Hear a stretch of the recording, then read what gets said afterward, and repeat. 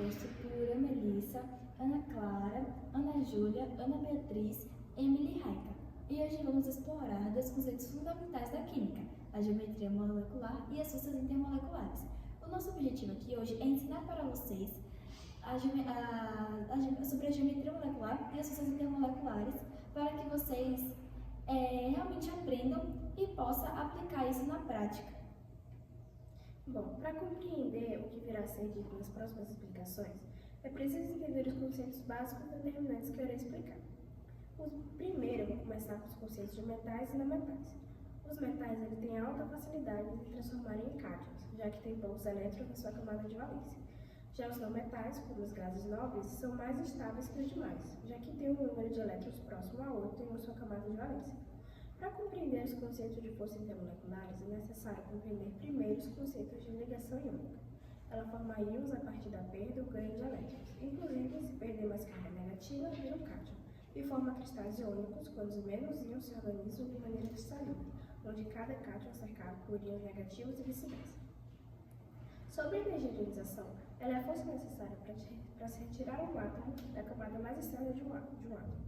Ou seja, como no núcleo a gente tem uma carga positiva e ao redor dele nós temos cargas negativas, quanto mais perto um elétron estiver do núcleo, maior vai ser a força de ionização, ou seja, maior vai ser a força necessária para poder arrancar ele de lá, porque a atração entre ele e o núcleo vai estar maior, porque o núcleo é o que mantém a órbita desses elétrons, é a força que atrai eles para formar aquela bolinha que a gente conhece, certo? Então, quanto mais longe esse elétron estiver do núcleo, menor vai ser a sua ligação com ele. Ou seja, menor vai ser a força necessária para poder tirar ele de lá. Em relação à polaridade, que é um conceito muito importante para a compreensão do assunto, ao ser exposta ao campo elétrico, se ela for atraída pelo polo positivo e outro polo negativo, ela é polar.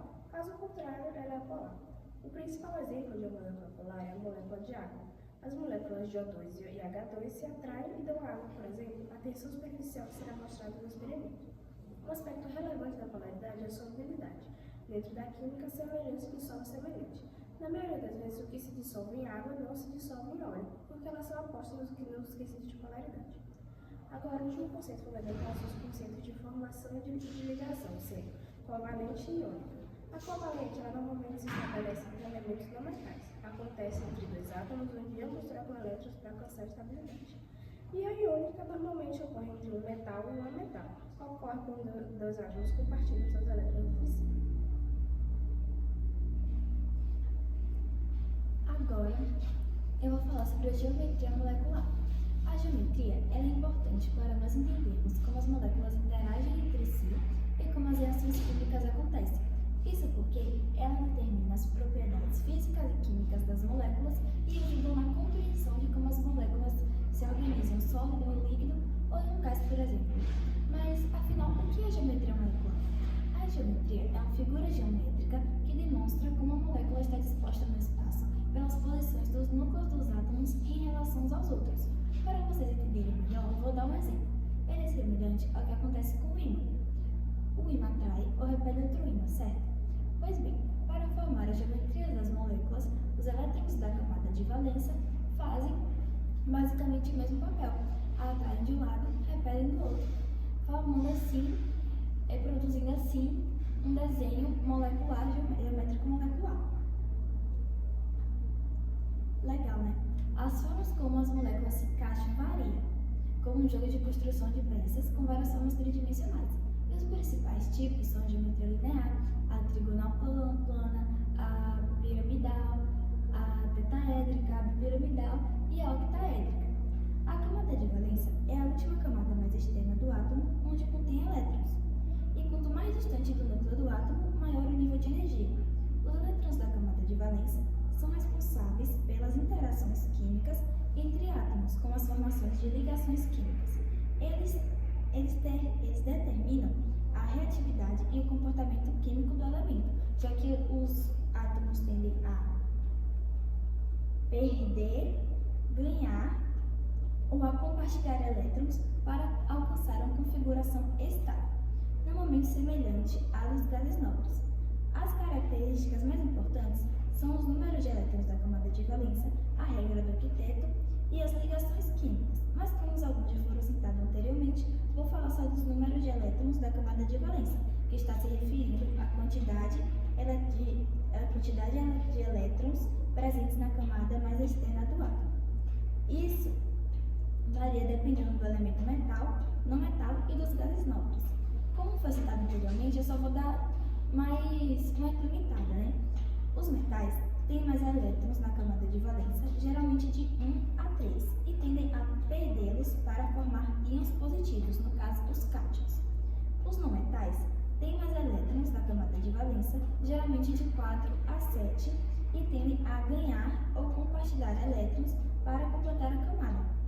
Os gases nobres têm a camada de valência completa com 8 elétrons, exceto o hélio, que tem 2, o que os torna estáveis e poucos reativos. As nuvens eletrônicas são formadas por ligações entre dois átomos ou entre elétrons da camada de valência do átomo central que não esteja participando de uma ligação química. Agora, eu vou explicar sobre a teoria do VSEPR,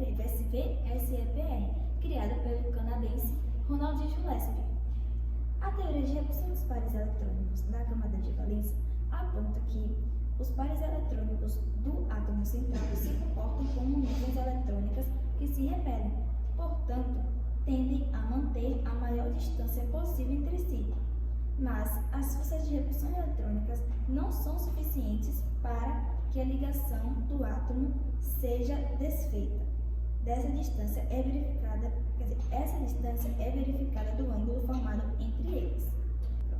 As forças intermoleculares são interações que ocorrem entre moléculas, e essas interações são responsáveis pelas propriedades físicas das substâncias, como o ponto de fusão, o ponto de ebulição também, e são mais fracas que as ligações intramoleculares dentro de uma molécula com ligações covalentes, ou também conhecida como ligações químicas.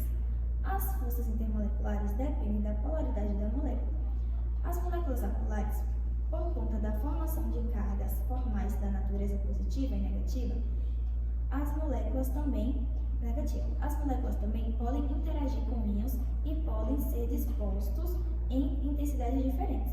Por exemplo, as ligações de hidrogênio têm uma ligação mais forte de intensidade, ao contrário das forças de London ou dipolo induzido, que tem uma ligação mais fraca de densidade. Após essa introdução e explicação sobre a geometria molecular, eu vou falar os estímulos, para que assim nós possamos entender como as disposições dos átomos influenciam as propriedades das moléculas. Começando pela geometria octaédrica. Nessa molécula encontramos 7 átomos, um átomo central ligado a 6 átomos, e não há pares de elétrons emparelhados disponíveis na camada de valência. Visualmente, essa é uma geometria octaédrica. Como exemplo, temos o hexafluoreto de enxofre. Visualizamos o átomo central de enxofre ligado a 6 átomos de flúor, com um ângulo de ligação de 90 graus. Isso ocorre porque o enxofre possui 6 pares de elétrons compartilhados e não há pares não ligados. Quando eu digo que um átomo possui elétrons compartilhados, quero dizer que pares de elétrons ocupam órbitas juntas, com espinhos opostos, assim estão emparelhados. Agora, os elétrons não emparelhados estão sozinhos em uma orbital e podem participar de ligações químicas, que normalmente são eles que fazem ligações químicas e se reagem com outras moléculas. Já os pares de elétrons não ligados é um par que não participa de ligações químicas e fica isolado no átomo. No caso do SF6, que é o hexafluoreto de enxofre, todos os elétrons da camada de valência do enxofre estão ligados com os átomos do flúor. Temos também a geometria bipiramidal, onde encontramos formado por um átomo central ligado a 5 átomos e não há pares de elétrons emparelhados disponíveis na camada de valência. Os ângulos variam de 90 graus, que são ligações áxios e repelem mais entre si, a ângulos de 120 graus, que são ligações equatoriais e repelem menos entre si. Isso se deve à repulsão entre os pares de elétrons da camada de valência, influenciando a fórmula geral da molécula. Outro tipo é a geometria tetraédrica. Seu exemplo mais conhecido é o metano, CH4. onde visualizamos o átomo central de carbono, que forma 4 ligações simples de hidrogênio, posicionados nos vértices do tetraedro, com um ângulo de aproximadamente 109,5 graus do átomo central. Essa geometria maximiza a distância entre as ligações e mimetiza a repulsão entre os pares de elétrons da camada de valência, graças aos spins opostos. Já na geometria trigonal plana, um átomo central está unido a 3 átomos ligantes em um triângulo equilátero, também chamado de átomos periféricos, pois estão todos em um plano, em uma espécie planar trigonal ideal, e apresenta um ângulo de 120 graus. Encontramos isso no triofluoreto de boro, que é o BF3, onde não há pares de elétrons não ligados no boro, Essa geometria é observada em moléculas com apenas ligações simples. Já na geometria piramidal, um átomo central apresenta um par de elétrons emparelhado disponível, unido a 3 átomos ligantes. Essa geometria forma ângulos menores que 109,28 graus. Como exemplo, temos o ângulo de ligação da amônia, que é o NH3. Isso ocorre devido à repulsão maior entre os pares de elétrons não ligados. Essa geometria também confere à amônia uma polaridade significativa, devido à divisão assimétrica dos átomos, resultando em um dipolo elétrico. Além desses, temos a geometria angular. O H2O é um exemplo perfeito.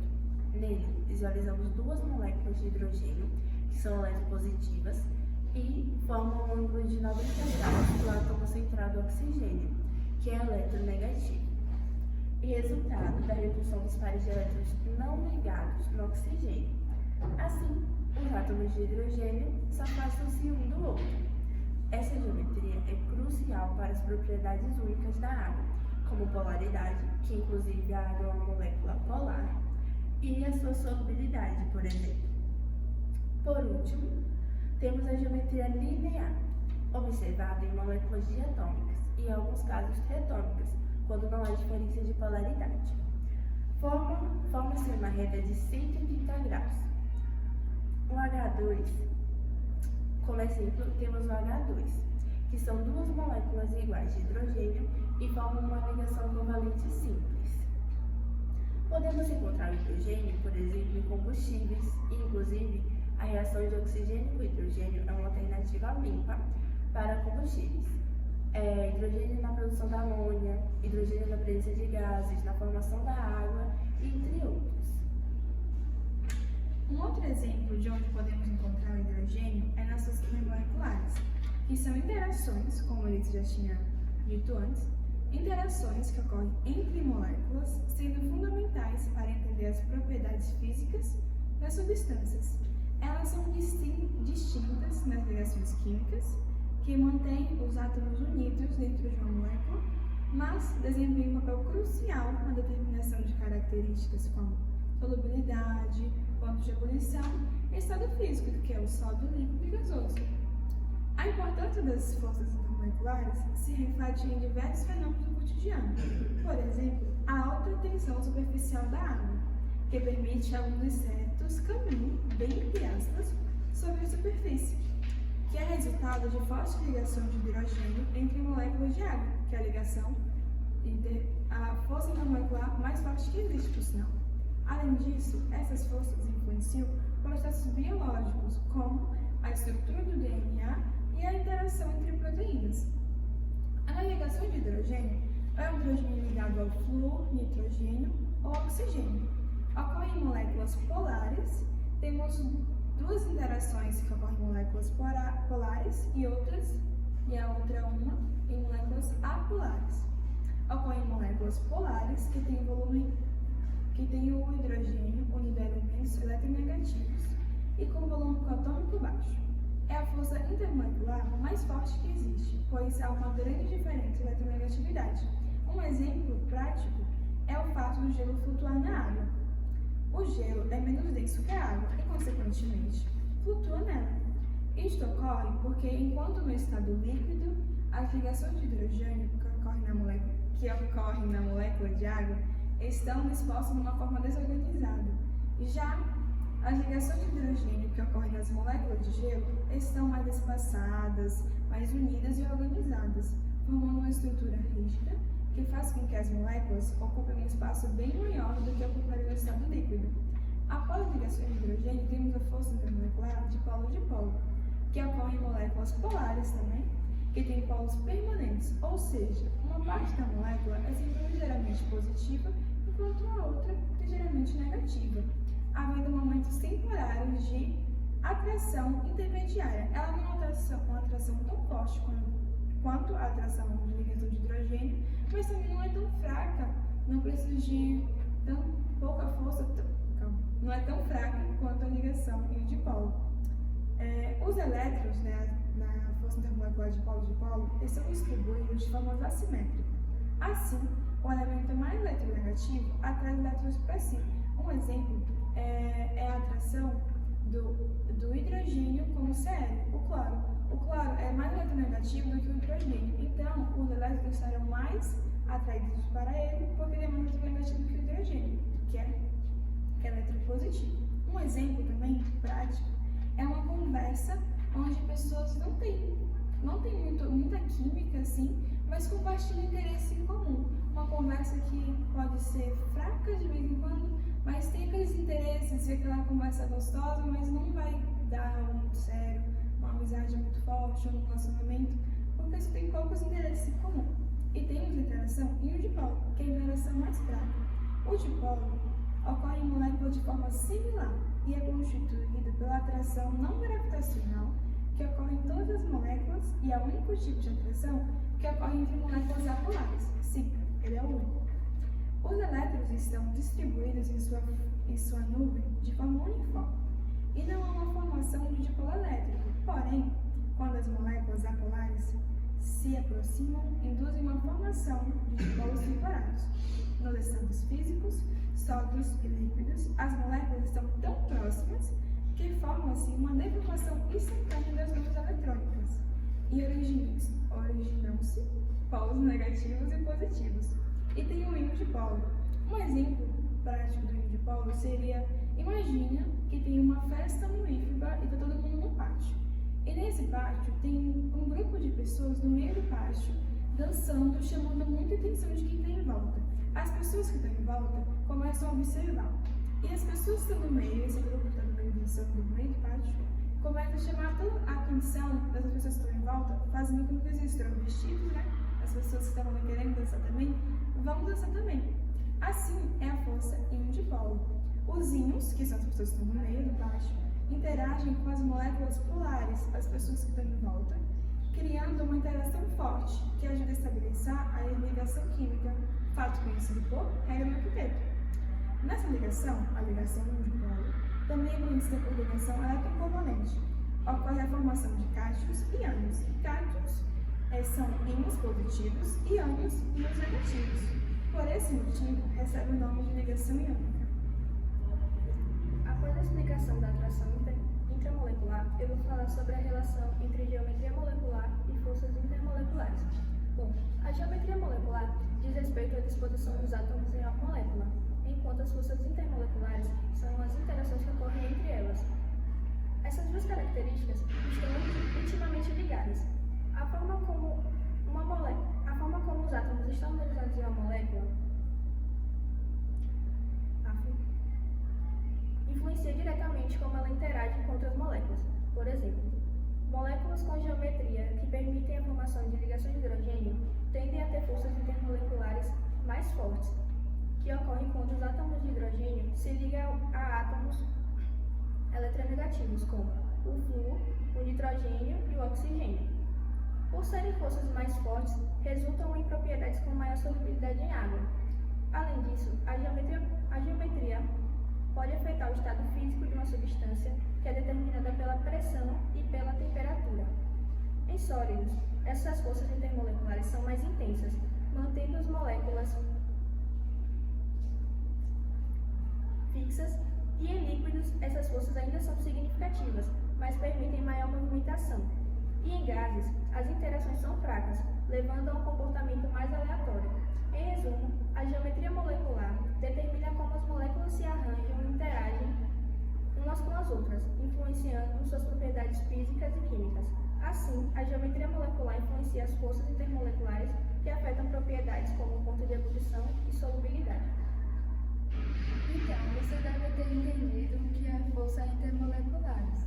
Agora vamos fazer um experimento para vocês visualizarem melhor como é na prática, já que é um mecanismo físico e químico, onde as moléculas de água, como o oxigênio e o hidrogênio, exercem maior força de atração aos elétrons. Ela também realiza ligações entre elas e pode também provocar contenção do líquido. Mas vamos fazer agora o experimento, né? Como eu aqui não tenho o experimento em mãos, eu vou demonstrar um pouco dele. A gente vai pegar um copo de água, não precisa encher muito ele. Como a água é uma molécula polar, devido à diferença entre a eletronegatividade do oxigênio e o hidrogênio, quando a gente coloca a purpurina, ela não vai afundar na água, porque é sustentada pela tensão superficial, que é como uma membrana elástica na água, que não permite que a substância afunde. Mas quando a gente bota o detergente e ele entra em contato com a purpurina e a água, ela vai afundar, porque o detergente ele quebra essa membrana elástica. Mas você deve saber que o detergente ele possui duas partes, que é a polar e a apolar. A apolar do detergente é a hidrofílica e a parte apolar é a hidrofóbica. Mas como a gente pode encontrar isso no dia a dia? A gente encontra a purpurina, tipo nos carnavais, quando a gente para fazer as maquiagens.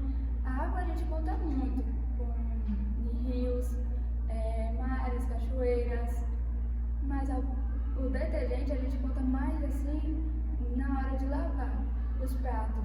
Como vocês podem ver, ele vai quebrar, ele vai se juntar à água e criar espuma.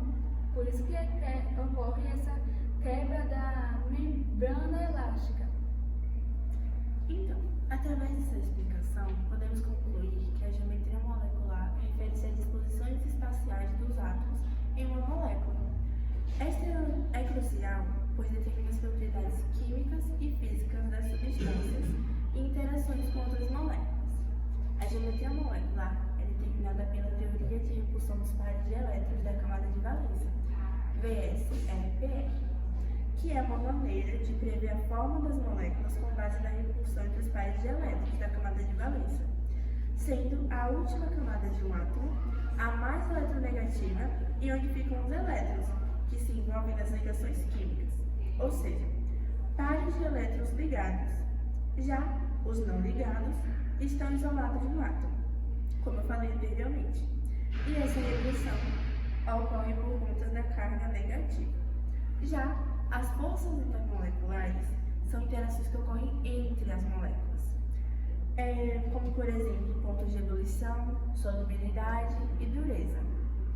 Seus principais tipos são força de dispersão, que são fracas e ocorrem em todas as moléculas, dipolo-dipolo, que ocorrem entre moléculas polares, onde os polos positivos e negativos se atraem, e ligações de hidrogênio, que são uma forma especialmente forte da dipolo-dipolo.